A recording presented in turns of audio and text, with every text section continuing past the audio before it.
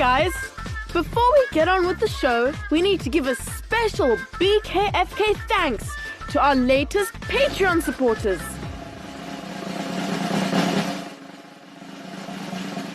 James and Mary Barnes Lombard from Illinois, as well as Corbin.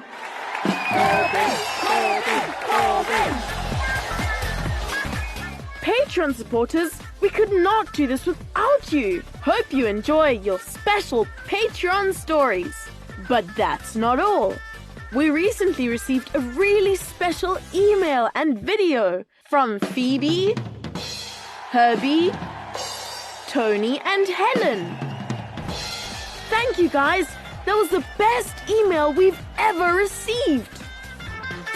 And now, I'm afraid, I fear that fuzzy good feeling is about to come to an end. It's time for something not good at all. In fact, very bad, or even wicked. What evil plans will the Wicked Witch of the West come up with? Find out in The Wizard of Oz by L.Frank Baum. Chapter 12, The Search for the Wicked Witch. Part 2.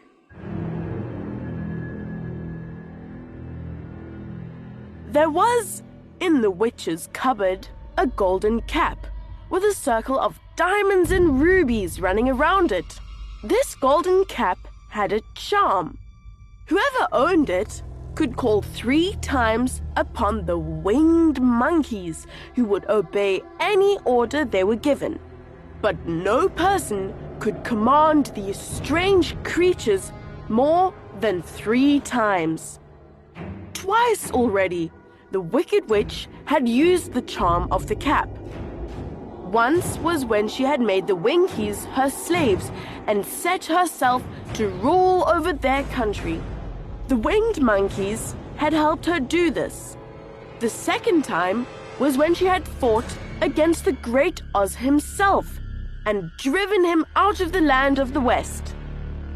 The winged monkeys had also helped her in doing this. Only once more could she use this golden cap, for which reason she did not like to do so until all her other powers were exhausted.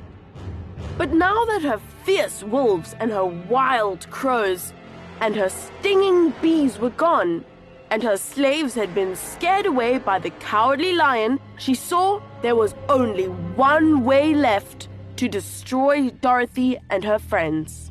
So the Wicked Witch took the golden cap from her cupboard and placed it upon her head.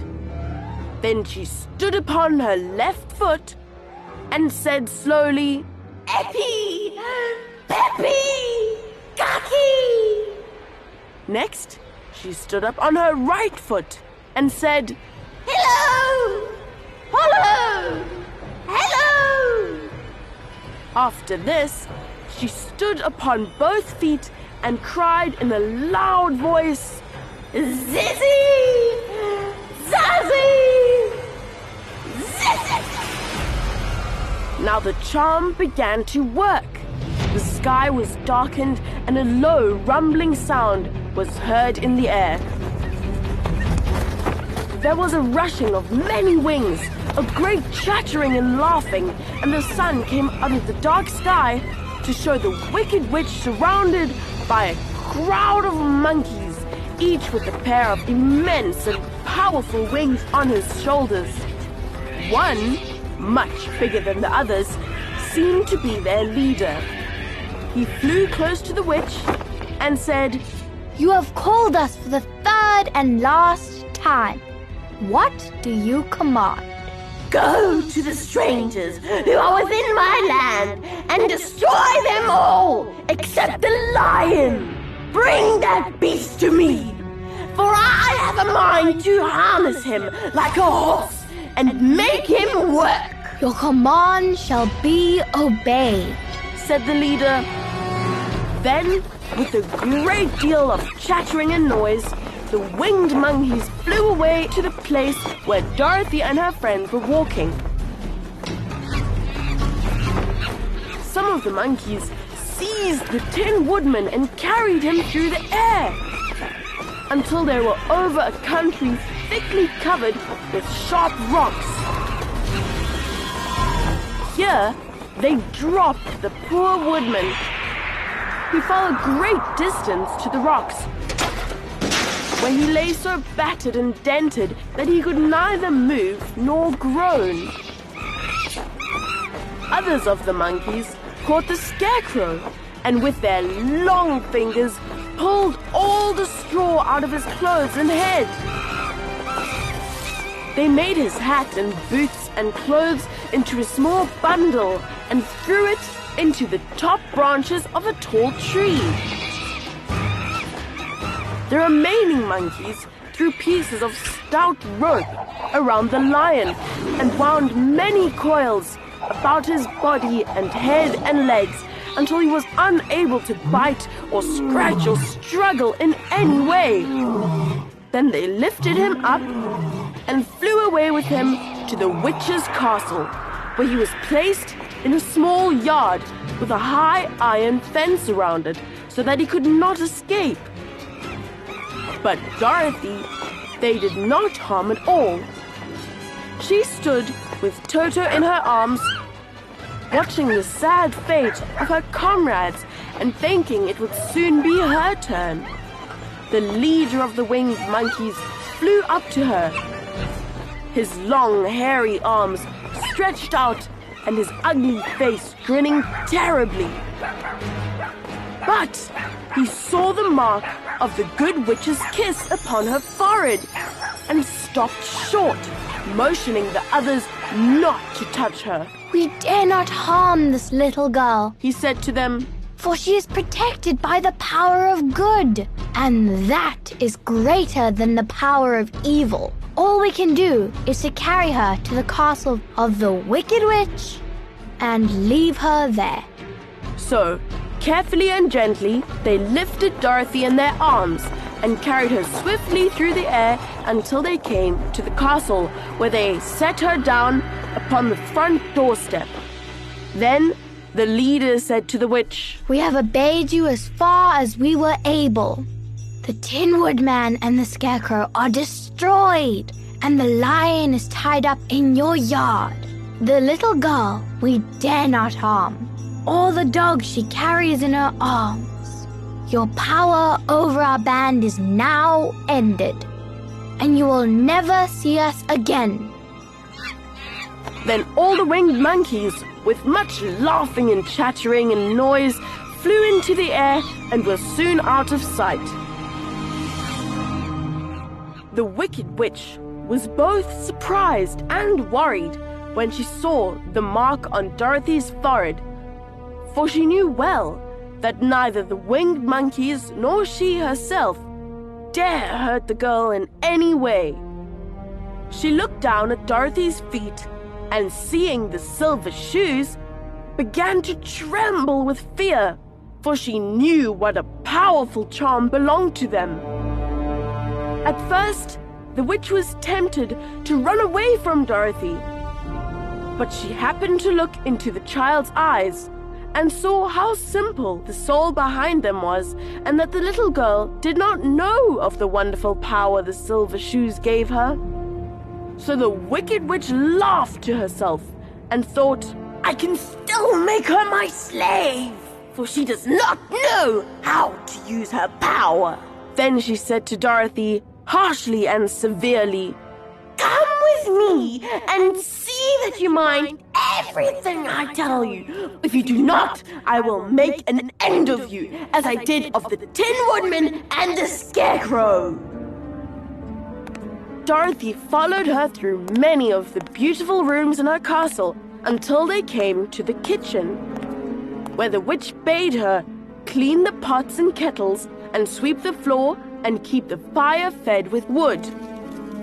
Dorothy went to work meekly, with her mind made up to work as hard as she could, for she was glad the Wicked Witch had decided not to kill her. With Dorothy hard at work, the witch thought she would go into the courtyard and harness the cowardly lion like a horse. It would amuse her, she was sure, to make him draw her chariot whenever she wished to go to drive. But as she opened the gate, the lion gave a loud roar and bounded at her so fiercely that the witch was afraid and ran out and shut the gate again.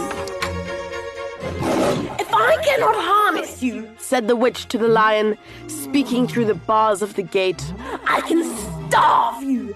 You shall have nothing to eat until you do as I wish. So after that, she took no food to the imprisoned lion, but every day she came to the gate at noon and asked, Are you ready to be harnessed like a horse? And the lion would answer, No! If you come in this yard, I will bite you. The reason the lion did not have to do as the witch wished was that every night, while the woman was asleep, Dorothy carried him food from the cupboard. After he had eaten, he would lie down on his bed of straw, and Dorothy would lie beside him and put her head on his soft, shaggy mane while they talked about their troubles and tried to plan some way to escape. But they could find no way to get out of the castle, for it was constantly guarded by the yellow Winkies, who were the slaves of the wicked witch and too afraid of her not to do as she told them. The girl had to work hard during the day, and often the witch threatened to beat her with the same old umbrella she always carried in her hand. But in truth, she did not dare to strike Dorothy because of the mark upon her forehead. The child did not know this and was full of fear for herself and Toto. Once the witch struck Toto a blow with her umbrella, and the brave little dog flew at her and bit her leg in return. The witch did not bleed where she was bitten, for she was so wicked that the blood in her had dried up many years before. Dorothy's life became very sad as she grew to understand that it would be harder than ever to get back to Kansas and Aunt Em again. Sometimes she would cry bitterly for hours, with Toto sitting at her feet and looking into her face, whining dismally to show how sorry he was for his little mistress. Toto did not really care whether he was in Kansas or the land of Oz, so long as Dorothy was with him. But he knew the little girl was unhappy, and that made him unhappy too. Now the wicked witch had a great longing to have for her own the silver shoes which the girl always wore.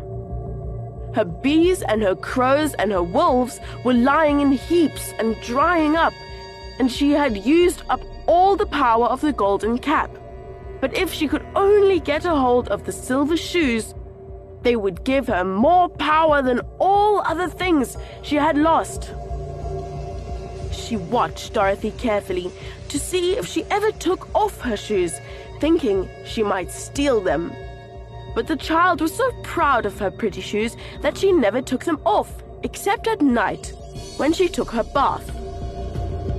The witch was too much afraid of the dark to dare go in Dorothy's room at night to take the shoes, and her dread of water was greater than her fear of the dark. So she never came near when Dorothy was bathing.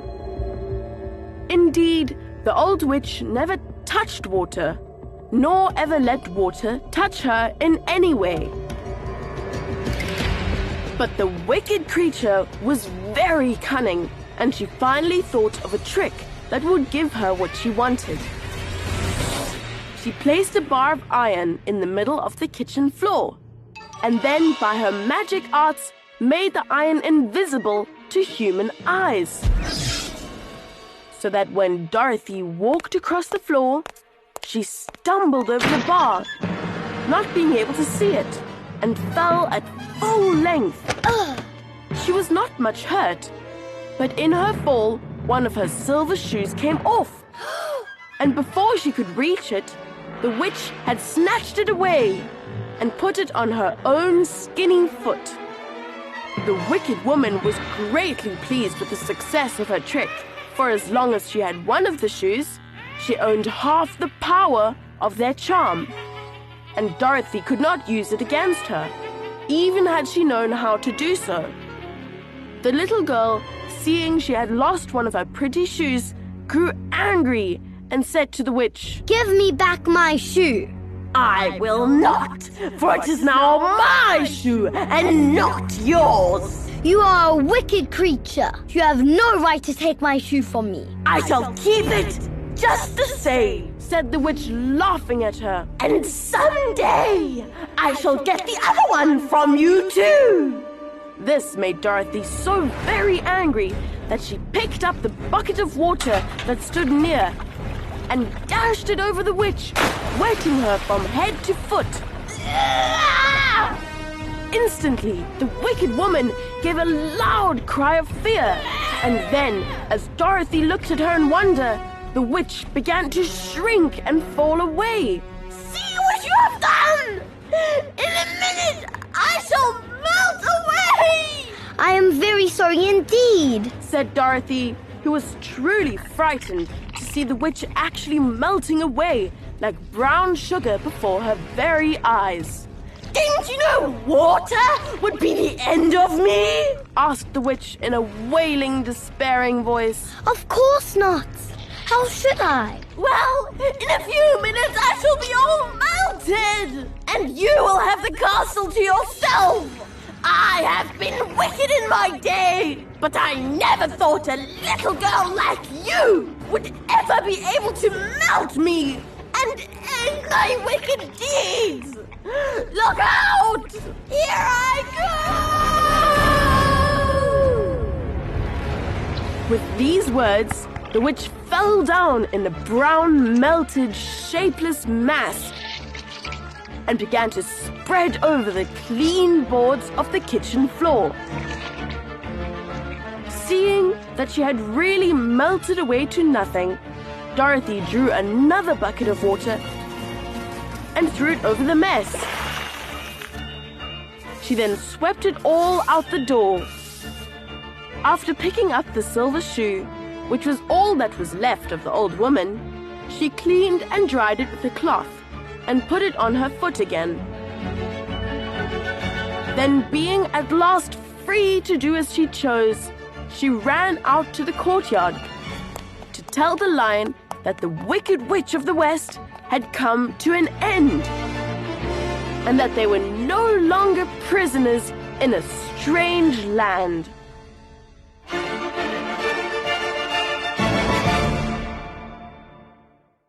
Thank you for listening to this episode of By Kids for Kids Storytime, performed by Kate Langdon, Lila Davies, and Max and Ruby Jews. Hey guys, if you like this episode, please share it with your friends and family. It is one of the best ways to support BKFK Storytime.